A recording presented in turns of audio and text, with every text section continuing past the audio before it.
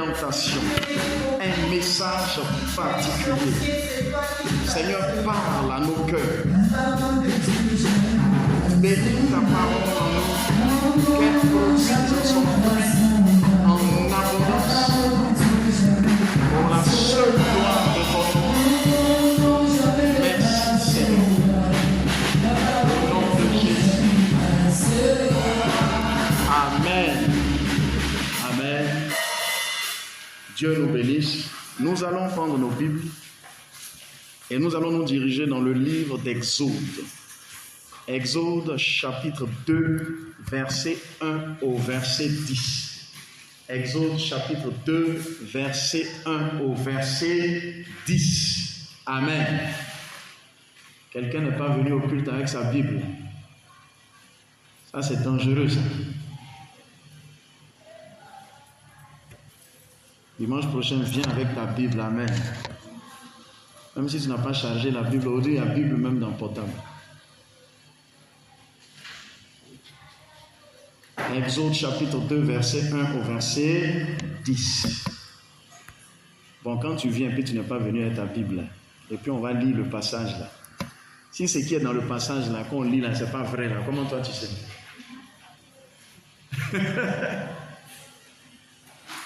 Tu ne sais pas si c'est vrai, si c'est faux. Il faut venir avec sa Bible, il faut être attaché à sa Bible, c'est important. Exode chapitre 2, verset 1 au verset 10. Je lis la parole du Seigneur. Un homme de la maison de Lévi avait pris pour femme une fille de Lévi. Cette femme devint enceinte et enfanta un fils. Elle vit qu'il était beau et elle le cacha pendant 3 mois. Ne pouvant plus le cacher, elle prit une caisse de jonc qu'elle enduisit de bitume et de poing. Elle y mit l'enfant et le déposa parmi les roseaux sur le bord du fleuve, le Nil. La sœur de l'enfant se tint à quelque distance pour savoir ce qui lui arriverait. La fille de Pharaon descendit au fleuve pour se baigner et ses compagnes se promenaient le long du fleuve. Elle aperçut la caisse au milieu des roseaux et elle envoya sa servante pour la prendre. Elle l'ouvrit et vit l'enfant. C'était un petit garçon qui pleurait. Elle en eut pitié et elle dit: c'est un enfant des Hébreux. Alors la sœur de l'enfant dit à la fille de Pharaon: veux-tu que j'aille te chercher une nourrice parmi les femmes des Hébreux pour allaiter cet enfant? Va, lui répondit la fille de Pharaon. Et la jeune fille alla chercher la mère de l'enfant. La fille de Pharaon lui dit: emporte cet enfant et allaite-le moi, je te donnerai ton salaire. La femme a pris l'enfant et l'allaita. Quand il eut grandi, elle l'amena à la fille de Pharaon et il fut pour elle comme un fils. Elle lui donna le nom de Moïse, car, dit-elle, je l'ai retiré des eaux. Amen. Bien-aimés, l'histoire que nous venons de lire se déroule en Égypte. Bien-aimés, à un certain moment donné de l'histoire biblique, le Seigneur s'est révélé à quelqu'un qui s'appelle Abraham. Et le Seigneur a établi une alliance avec lui. Le Seigneur lui a dit que il fera de la descendance d'Abraham son peuple. Et la descendance d'Abraham, c'est Israël. Mais il a également dit à Abraham qu'un temps va arriver où ta descendance là, va se retrouver esclave dans un pays étranger. À un certain moment donné, la descendance d'Abraham, au travers de son fils Jacob et de ses enfants, sont allés s'installer en Égypte. Si vous connaissez un peu l'histoire, en Genèse au chapitre 39, la Bible dit que les fils de Jacob, entre eux, il y avait de la jalousie. Et ils ont vendu leur frère, Joseph. Et Joseph s'est retrouvé en Égypte comme esclave. Mais Dieu va étendre sa main. Et Joseph, qui était esclave et qui même à un certain moment donné est devenu prisonnier parce qu'il s'est retrouvé en prison, va devenir le premier ministre même de l'Égypte. Et quand il va atteindre ce sommet, il va faire quoi? Il va aller chercher son père, il va aller chercher ses frères, il va aller chercher tout le monde et il va les faire venir en Égypte. Et donc, ils vont s'installer en Égypte. Ils vont se multiplier en Égypte. La Bible dit qu'ils vont passer 430 ans en Égypte. Ils sont restés pendant des siècles en Égypte. Pendant que Joseph était encore vivant, ils étaient tranquilles, ils étaient heureux. Parce que Joseph était le premier ministre même de l'Égypte. Si ton parent est le premier ministre d'un pays quelque part, dans ce pays-là, tu ne peux être qu'heureux. Mais il arrive qu'à un certain moment donné, Joseph est mort. La Bible dit en Exode au chapitre 1, au verset 5, que Joseph finalement va mourir. Et un autre pharaon va prendre le pouvoir en Égypte. Le nouveau pharaon qui est arrivé ne connaissait pas Joseph. Ce nouveau pharaon-là va se retourner contre le peuple d'Israël. Il va les voir comme des ennemis. Eux qui étaient tranquilles, qui étaient à l'aise en Égypte, parce que leurs parents étaient premiers ministres, du coup, vont devenir maintenant des esclaves en Égypte. On commence à les faire souffrir. On commence à les maltraiter. Ils ne sont plus des citoyens normaux. Ils sont devenus maintenant des esclaves. Et ce pharaon qui était là même au pouvoir va même aller jusqu'à prendre une certaine décision. En Exode au chapitre 1, du verset 7 au verset 14, ce pharaon-là va dire qu'il faut qu'on tue tous les nouveaux-nés hébreux qui sont garçons, qui sont mâles. Tous les nouveaux-nés israélites qui viennent au monde, qui sont garçons, on doit les tuer. La loi a été prise, le décret a été pris. Quand une femme d'Israël accouchait, on regardait si c'est un garçon ou si c'est une fille. Si c'est une fille, on la laisse vivre. Si c'est un garçon, on le tue. Amen. C'est dans ce contexte-là que Moïse vient au monde.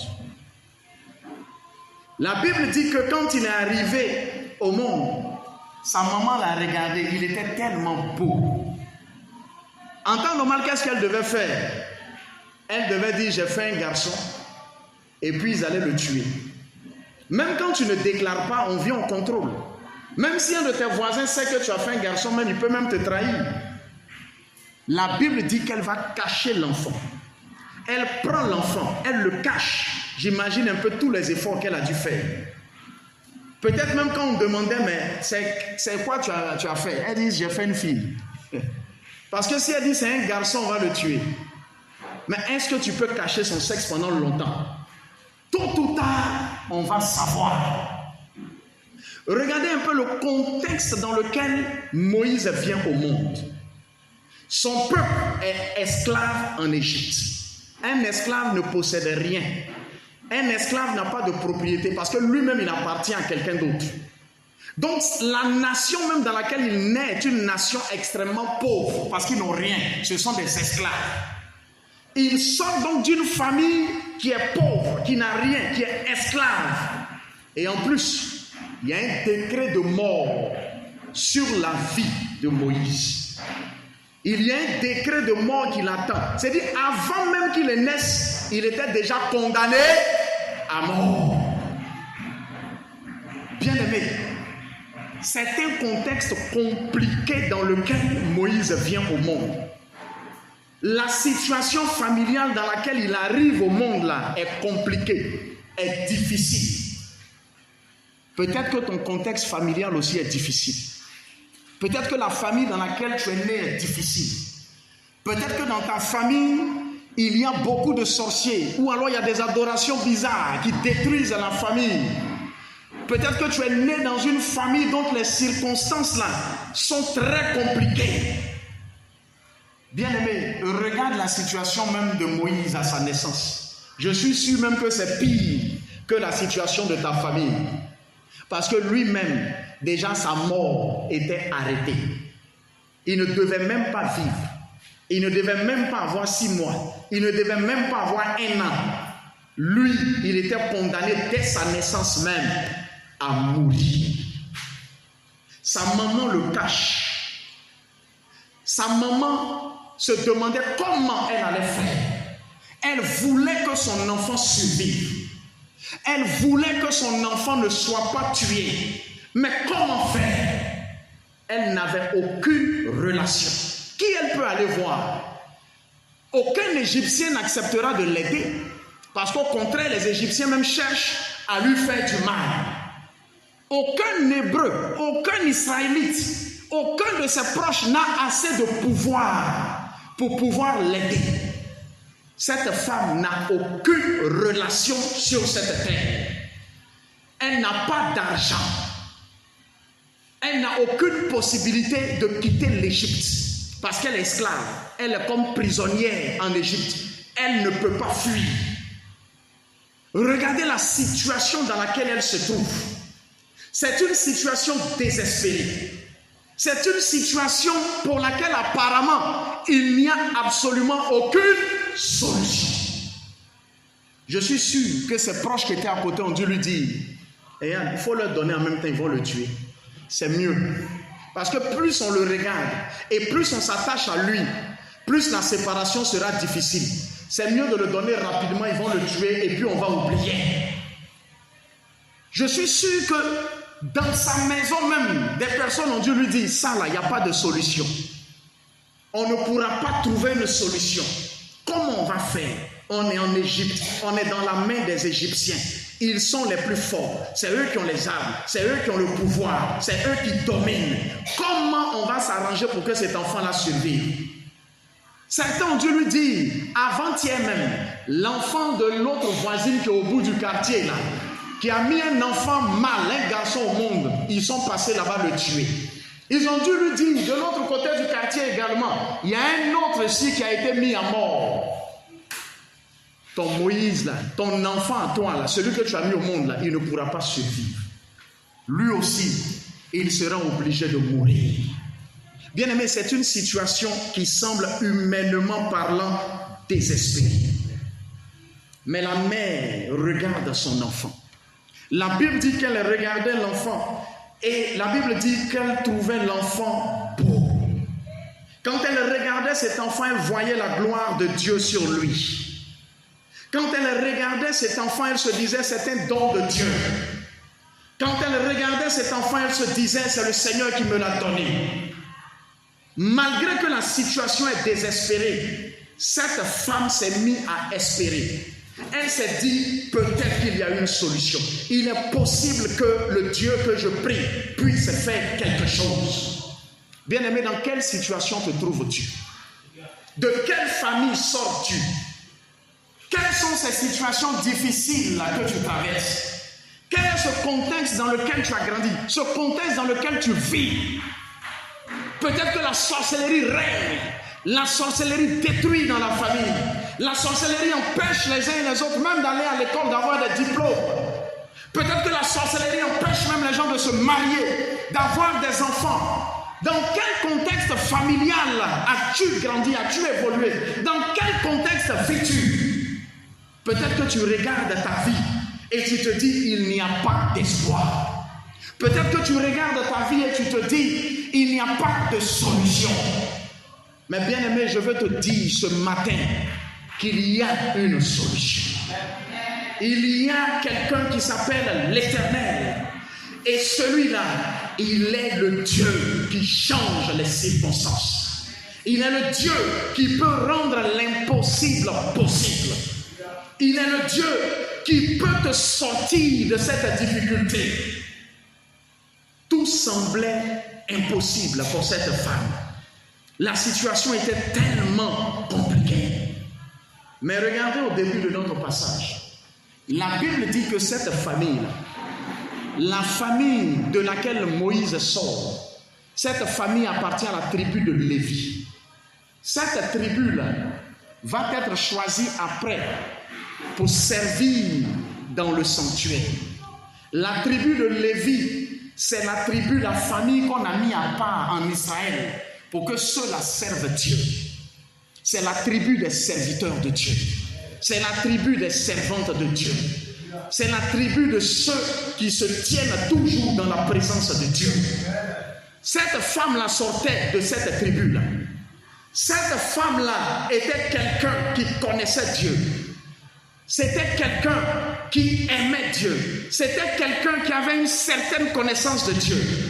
Et elle savait que le Dieu qu'elle priait, qu'elle servait, ce Dieu-là, malgré les circonstances dans lesquelles elle était capable de l'en sortir. Je veux te dire ce matin que quelles que soient les circonstances dans lesquelles tu te trouves, tu dois croire, comme cette femme a cru, que ton Dieu est capable de t'en sortir. Il n'y a rien qui soit impossible pour lui. La Bible dit dans le livre de Jérémie au chapitre 1 au verset 5, le Seigneur dit à Jérémie, il dit, avant même que tu ne naisses, je t'avais choisi et je t'avais établi pour que tu sois prophète des nations. Bien-aimé, avant même qu'on ne vienne au monde, Dieu a un plan pour nous. Avant que cet enfant ne vienne au monde, il y a un plan précis que le Seigneur avait arrêté. En Jérémie au chapitre 29 au verset 11, il dit, je connais les projets que j'ai établis pour vous. Ce sont des projets de paix, ce sont des projets de bonheur, ce sont des projets de prospérité.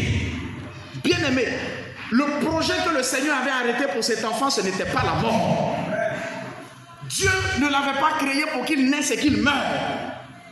Dieu avait son projet à lui, mais il y avait le projet du diable. C'est le projet du diable que les Égyptiens étaient en train d'exécuter. Le projet du diable était qu'il naisse et qu'il meure. Mais le projet de Dieu était tout autre. Le projet de Dieu pour toi n'est pas que tu souffres. Le projet de Dieu pour toi n'est pas que tu sois malheureux. Le projet de Dieu pour toi est que tu aies la paix, que tu aies la tranquillité, que tu aies le bonheur, que tu aies la santé, que tu connaisses la prospérité à tous égards, dans ton corps, dans ton âme, dans ton esprit, sur le plan matériel, sur le plan financier. Dieu veut que tu sois heureux. Cette dame a dû s'asseoir. Je me mets à sa place et je me dis qu'elle a dû s'asseoir. Elle a commencé à regarder à la parole de Dieu. Elle a commencé à regarder à ce qu'on lui enseignait de la parole de Dieu. Elle a dit, mais attends, Seigneur, tu as dit que tu ne nous as pas créés pour que nous soyons malheureux. Tu ne nous as pas créés pour que le diable nous détruise. Tu nous as créés parce que tu as un plan précis. Tu nous as créés pour que nous soyons heureux. Seigneur, c'est toi qui as créé cet enfant. C'est toi qui l'as conçu, qui l'as mis dans mon ventre. C'est toi qui as permis qu'il vienne au monde. Seigneur, que ce soit ton plan, que ce soit ton projet qui s'accomplisse dans sa vie. Que ce ne soit pas le projet des Égyptiens, que ce ne soit pas le projet des sorciers, que ce ne soit pas le projet des démons, que ce ne soit pas le projet du diable, mais que ce soit ton projet à toi, ce que toi tu as décidé. Que ce soit cela qui s'accomplisse dans la vie de mon enfant. Amen. Bien-aimés, parfois nous acceptons le plan même de l'ennemi. Parfois nous acceptons les circonstances dans lesquelles le diable nous met. Tout est bloqué, tout est fermé, rien ne va et on est d'accord avec ça. On finit par accepter ça. On finit par se dire, chez nous c'est comme ça. Chez nous on ne se marie pas. Chez nous on n'enfante pas. Chez nous on ne travaille pas. Chez nous on ne va pas loin à l'école. Chez nous on ne prospère pas. Chez nous tout le monde est pauvre. Quelqu'un me disait, pasteur Abonois, il y a une famille où la pauvreté règne de génération en génération. Il dit, quand tu veux te marier, on te demande toujours, tu t'en vas chercher ta femme ou ton mari là-haut. Quand ça tombe dans cette famille, on dit, pardon, ne va pas là-bas. Parce que là-bas, il n'y a que misère. Parce que là-bas, il n'y a que difficulté. Mais ces gens-là ont accepté ça. C'est devenu même leur étiquette. C'est grâce à ça qu'on les reconnaît. On dit voici la famille où ils sont toujours malheureux. On dit voici les gens où ils sont toujours comme ceci. Et eux-mêmes, ils acceptent ça. Bien-aimés, refuse les circonstances dans lesquelles le diable veut te mettre.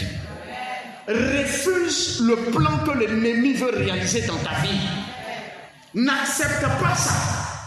Même si la situation est compliquée, même quand tu regardes à l'horizon, tu ne vois pas de solution, mais n'accepte pas. Cette femme n'a pas accepté. La Bible dit que pendant 3 mois, elle a caché l'enfant. Mais pourquoi le cacher pendant 3 mois? Parce qu'elle espérait que quelque chose allait se passer. Elle espérait que Dieu allait faire quelque chose. Elle n'a pas abandonné. Elle se disait, Seigneur, tu vas intervenir. Je sais que tu vas faire quelque chose. Au bout des 3 mois, je suppose que l'enfant a commencé à pleurer même d'une manière encore plus forte. Elle s'est dit, à cette allure, ils vont finir même par découvrir qu'il est ici. Et ils vont le prendre et le tuer. Il faut que je fasse quelque chose. Elle prend l'enfant.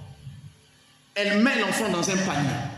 Elle donne l'enfant à sa fille qui est plus âgée. Elle lui dit, prends l'enfant. Va au bord du fleuve, au bord du Nil, et dépose l'enfant sur le fleuve. Je me suis demandé, mais pourquoi cette dame-là dit ça? Bien aimé, je ne crois pas qu'elle ait décidé de faire ça au hasard. Je pense plutôt qu'elle a prié. Je pense que Dieu l'a inspirée. Je pense que Dieu l'a conduite à agir de la sorte. Bien aimé, nous devons prier. Nous devons, dans les circonstances difficiles dans lesquelles nous nous trouvons, crier à Dieu. Nous devons demander au Seigneur de nous donner une direction, de nous donner une orientation. Nous devons demander au Seigneur de nous dire qu'est-ce que nous devons faire, comment nous devons le faire. La grande sœur de Moïse prend le bébé. Elle va au bord du fleuve, le Nil. Elle dépose l'enfant sur le fleuve. Mais regardez, quand elle dépose l'enfant, elle ne se retourne pas à la maison. Parce que sa mère lui a dit, quand tu vas déposer l'enfant, reste à une certaine distance et observe ce qui va se passer. Parce que la mère était convaincue que quelque chose allait se passer. Elle était convaincue que Dieu allait intervenir. Bien-aimé, le Nil, c'est le fleuve même fétiche même des Égyptiens. C'est là qu'ils viennent accomplir toutes leurs adorations. C'est là qu'ils viennent à se baigner. Les Égyptiens cherchent cet enfant pour le tuer. Parce que c'est un garçon, c'est un mâle. Dès qu'ils le verront, ils vont le tuer. Mais elle prend l'enfant, elle le dépose sur ce fleuve-là. En temps normal, quand ils prennent les bébés hébreux, il y a des écrits historiques qui disaient qu'ils jetaient souvent les enfants mâles là dans le fleuve pour qu'ils meurent noyés. Le fleuve qui était censé le tuer, c'est sur ce fleuve-là même qu'elle le dépose. Et sa sœur est quelque part et sa sœur regarde. Et la mère, je suis sûr, était quelque part là-bas en train de prier. Elle était en train d'intercéder. Elle était en train de dire, Seigneur, je ne peux plus le garder. Seigneur, je le remets maintenant dans tes mains. J'ai envoyé sa soeur le déposer sur le fleuve même des Égyptiens. Ils vont le voir. Mais Seigneur, je crois que tu es le Dieu qui peut tout. Je crois que tu es le Dieu qui change les circonstances. Je crois que tu es le Dieu qui va étendre sa main, qui va intervenir, qui va accomplir un miracle et qui va permettre que cet enfant ne meure pas. La sœur est quelque part et elle regarde. La Bible dit que au même moment, la fille de Pharaon avec ses servantes arrive au fleuve. La Bible dit dans le livre de Daniel au chapitre 2 au verset 21 que notre Dieu est le Dieu des temps et des circonstances. Il n'y a pas de hasard avec le Seigneur. Ce qui arrive là, il le planifie, il l'organise. Rien ne le surprend. Pendant que la femme était en train de prier, pendant que la sœur était en train d'envoyer le bébé, le Seigneur va pousser la fille de Pharaon et ses servantes à venir au fleuve. Elle vient au fleuve pour se baigner. À un certain moment donné, elle lève la tête et elle voit un panier. Elle entend des cris, les cris d'un bébé. elle demande à ses servantes d'aller chercher le panier. Ils vont prendre le panier, ils l'envoient. Elle regarde dans le panier. Et dans le passage qu'on a lu, la Bible dit, quand elle a regardé, elle a dit, c'est un enfant de qui? Des Hébreux. En temps normal, puisque elle est égyptienne, sa première réaction devrait être quoi? De dire, appelez les gardes là rapidement. Il y a un bébé hébreu qui se balade ici, tuez-le. Mais la Bible dit qu'elle regarde l'enfant. Et pendant qu'elle regarde l'enfant, il y a quelque chose qui se passe. Bien aimé, quand la main de Dieu est sur la vie de quelqu'un, quand la grâce de Dieu est sur ta vie, même tes ennemis commencent à te trouver beau. Tes ennemis te regardent et ils sont obligés de t'aimer. La fille de Pharaon regarde l'enfant. Elle dit, c'est un bébé des Hébreux. En temps normal, elle doit dire, tuez-le. Je suis sûr que peut-être les servantes ont dit, mais maîtresse, c'est un bébé des Hébreux. D'appeler les gardes, elle dit non. La Bible dit que notre Dieu est le Dieu qui incline le cœur même des rois. Il rend le cœur des rois comme un fleuve et il le fait couler dans le sens dans lequel lui il veut. Le Dieu qui change les circonstances touche le cœur de cette femme. Elle regarde l'enfant et elle commence à aimer l'enfant. Elle regarde l'enfant. L'enfant est hébreu. Les Hébreux sont considérés comme leurs ennemis. Ces Hébreux-là doivent mourir. Mais quand elle regarde l'enfant, elle ne comprend pas. Mais il y a quelque chose dans le regard de cet enfant. Il y a quelque chose sur le visage de cet enfant. Il y a quelque chose en lui qui la pousse même à l'aimer. Elle le regarde et elle dit non, cet enfant-là ne mourra pas. Cet enfant-là ne le tuera pas. Bien-aimé, ne te décourage pas. Comme la mère de Moïse croit et continue de croire. N'arrête pas de croire. Sois convaincu que ton Dieu, tôt ou tard, interviendra. Mets ta confiance en lui. Compte sur lui. Attends-toi à lui. Elle s'attendait à ce que quelque chose se passe. Et quelque chose s'est passé. Bien-aimé, quand tu comptes sur Dieu, il ne t'abandonne jamais. Quand ta foi est ferme dans le Seigneur, il ne te lâchera pas. Il interviendra. Il agira. Elle regarde l'enfant. Et dès que la sœur de Moïse voit que l'enfant est dans les bras de la fille de Pharaon, elle s'approche. Et elle lui dit, est-ce que tu n'as pas besoin d'une nourrice pour s'occuper de cet enfant? Mon Dieu. Et la fille de Pharaon la regarde. Voilà encore une fille des Hébreux. Voilà une esclave qui se balade ici. Et l'esclave vient lui dire, mais le bébé que tu as amené là, tu n'as pas besoin d'une nourrice pour lui. Et la fille de Pharaon dit, si, j'ai besoin d'une nourrice pour lui. Il dit, mais il y a une nourrice qui est là. Et la nourrice dont elle parle, c'est la mère même de Moïse. Elle dit, bon, appelle la dame, là, il n'a qu'à venir. On lui fait venir la dame. Elle lui dit, ce bébé-là, je te le confie. Tu vas l'allaiter. Tu vas prendre soin de lui. Et quand il sera sévré, quand il va devenir grand, tu me le ramènes. Parce que cet enfant-là, à partir de maintenant, c'est mon enfant. Le bébé revient où? Dans les mains de la maman de Moïse. Elle a déposé l'enfant sur l'eau. Il y a un passage qui dit dans le livre d'Ecclésiaste, jette ton pain à la surface et tu le retrouveras. Elle a eu la foi. Elle a eu la foi. Elle a eu la foi. Elle a compté sur Dieu.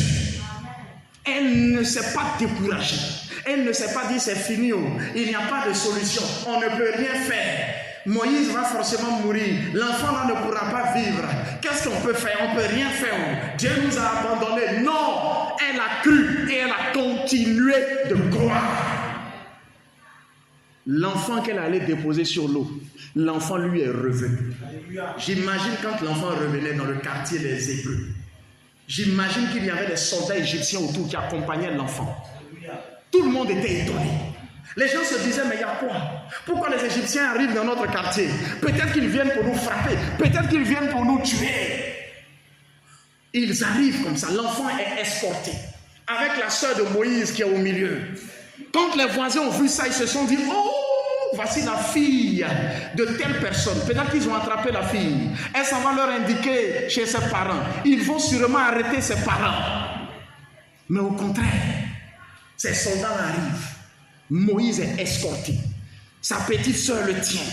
On frappe à la porte. La mère ouvre. On dit, vous êtes capable d'allaiter cet enfant? Elle dit, oui. On dit, bon, la princesse d'Égypte dit, elle vous confie son enfant. Allaitez-le, prenez soin de lui. Et si elle confie son enfant, c'est qu'elle va envoyer quoi? Elle va envoyer l'argent. Elle ne va pas le confier comme ça. Voici des gens qui sont esclaves. Voici des gens qui sont pauvres. Voici des gens qui étaient dans une situation désespérée. D'un coup, les circonstances de leur vie ont commencé à changer. Ce qui devait être leur malheur est en train de se transformer en leur bonheur. Bien-aimé, quelle que soit la circonstance dans laquelle tu es, cette circonstance se transformera en bonheur pour toi. Le malheur qu'ils ont annoncé sur ta vie va se transformer en bonheur pour toi. On lui ramène le bébé. Tout le monde est étonné. On dit, mais ce n'est pas un bébé mâle. Mais pourquoi on ne l'a pas tué? On dit, La princesse d'Égypte dit, lui là, il ne meurt pas. Ils étaient étonnés. Voilà les bananes, voilà les ignames, voilà les maniocs, voilà les sacs de riz, voilà l'argent. On dit, madame, il faut manger bien et puis tu vas l'allaiter. La nourriture ne manque plus chez eux maintenant. Imaginez dans leur quartier maintenant, quand les gens les regardent, ils ont les relations seulement. Leur relation, c'est la princesse d'Égypte. La princesse, la fille du roi d'Égypte. La fille de Pharaon les connaît. La fille de Pharaon même leur envoie l'argent. Elle leur envoie à manger. Hey, elle n'a même pas eu besoin de sortir de sa maison. Elle a fait quoi? Simplement, elle a prié. Bien-aimé, si tu pries, le Seigneur te mettra dans des connexions même que tu n'imagines pas. Si tu pries, le Seigneur va te permettre d'avoir des relations même que tu n'imaginais même pas. Des gens d'un certain niveau vont te croiser, vont te regarder, vont t'apprécier, vont dire oui, c'est avec toi que je veux travailler. C'est avec toi que je veux travailler. Voici que les circonstances de la vie de cette famille-là changent. Tout était difficile, tout était compliqué, tout était bloqué. Mais il a suffi d'un jour, il a suffi seulement que le Seigneur claque des doigts et tout a changé. Bien-aimé, Dieu peut changer les circonstances de nos vies. Il peut les changer là tout de suite. Il peut les changer en une seconde. Les choses peuvent changer, les choses peuvent prendre une autre dimension. Il est capable de tout. Il peut tout. C'est pourquoi ce Dieu-là ne lâche jamais sa main. Ce Dieu-là ne te détourne jamais de lui. Ce Dieu-là reste toujours en connexion avec lui. Ne regarde pas aux circonstances que tu vis. Ne regarde pas aux situations que tu vis pour abandonner la main de ton Dieu. Ne te dis pas non, c'est trop difficile, c'est trop compliqué, j'ai trop de problèmes. Je prie mais je ne vois rien. Je vais à l'église mais je ne vois rien. Donc je vais abandonner la main du Seigneur. N'agis pas ici. Si cette femme avait agi ainsi, elle n'aurait pas vu ce miracle.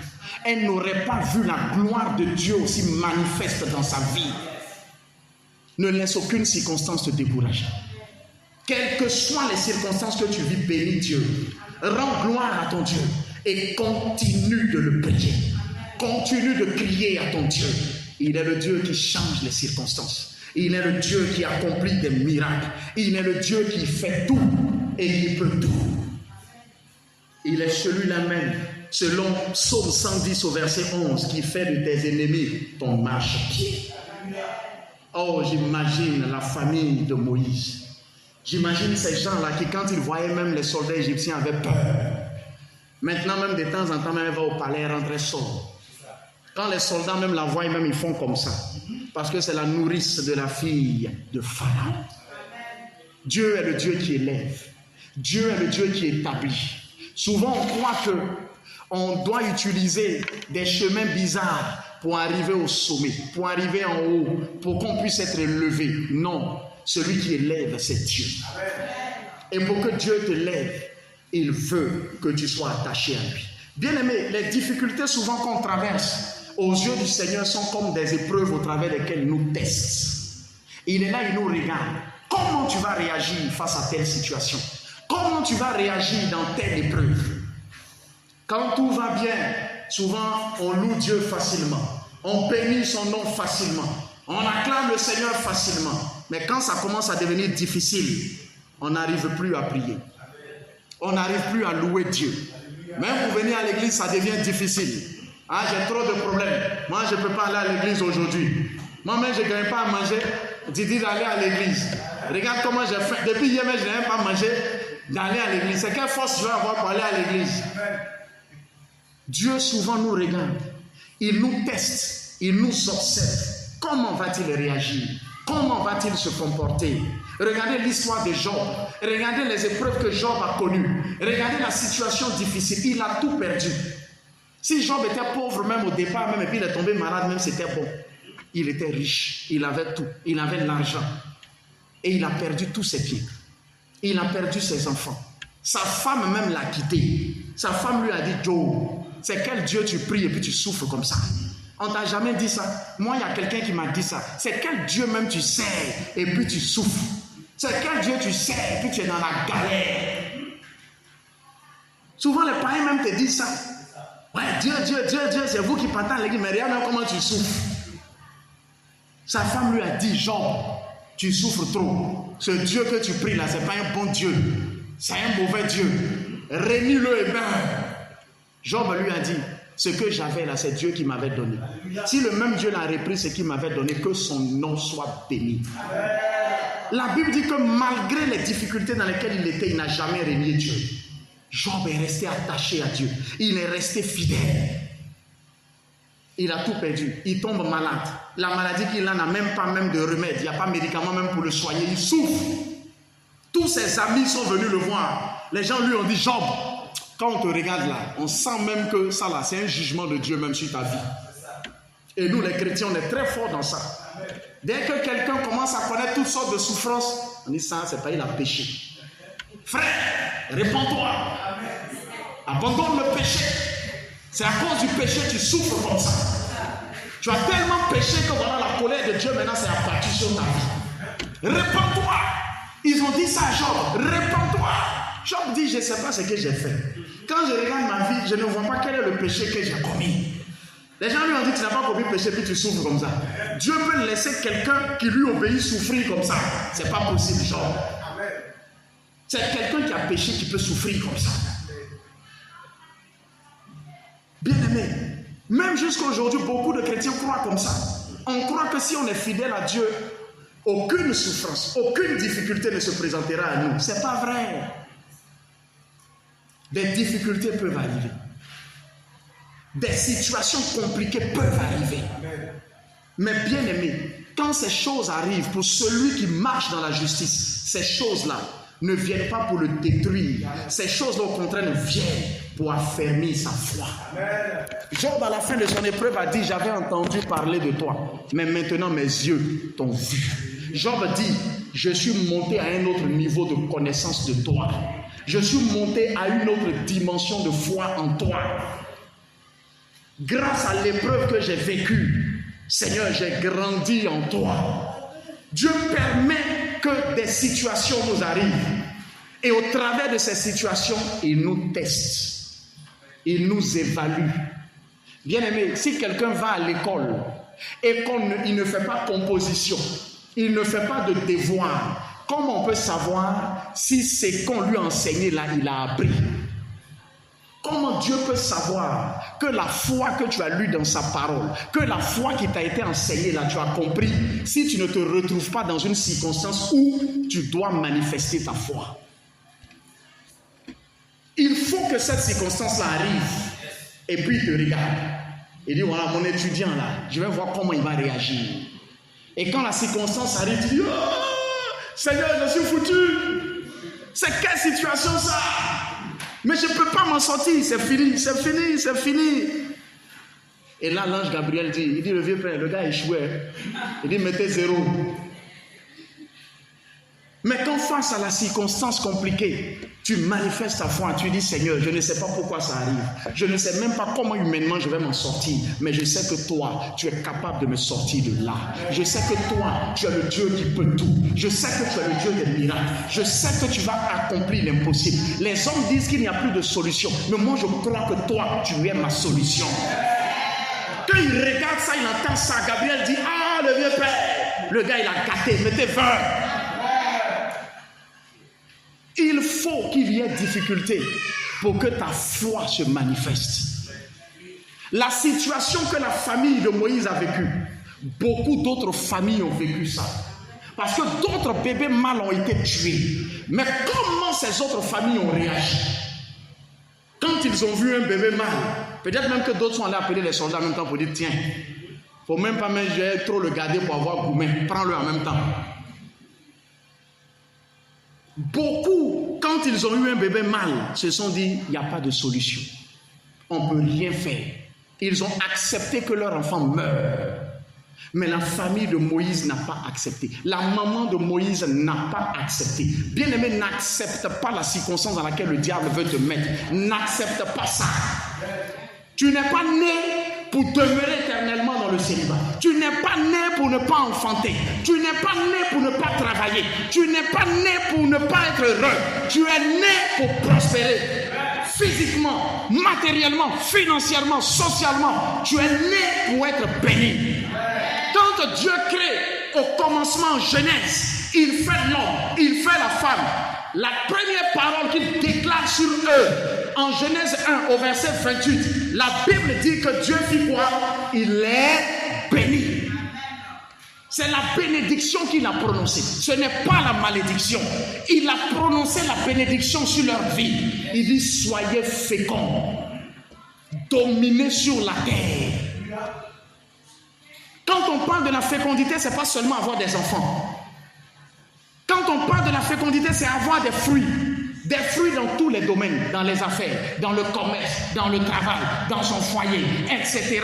C'est produire du fruit. Il dit soyez féconds. Il déclare la bénédiction sur nos vies. Et le diable vient et il nous dit non, tu n'es pas béni, tu es maudit. Pourquoi? N'accepte pas les circonstances dans lesquelles le diable veut te mettre. Refuse ces circonstances-là. Ces autres familles-là qui ont été victimes, comme la maman de Moïse, ont accepté leur situation. Mais la différence entre eux, c'est qu'elle a eu foi en son Dieu. Elle a cru que son Dieu était capable d'agir. Bien-aimé, n'accepte pas les circonstances dans lesquelles le diable veut te mettre. Que tes regards soient portés sur le Seigneur.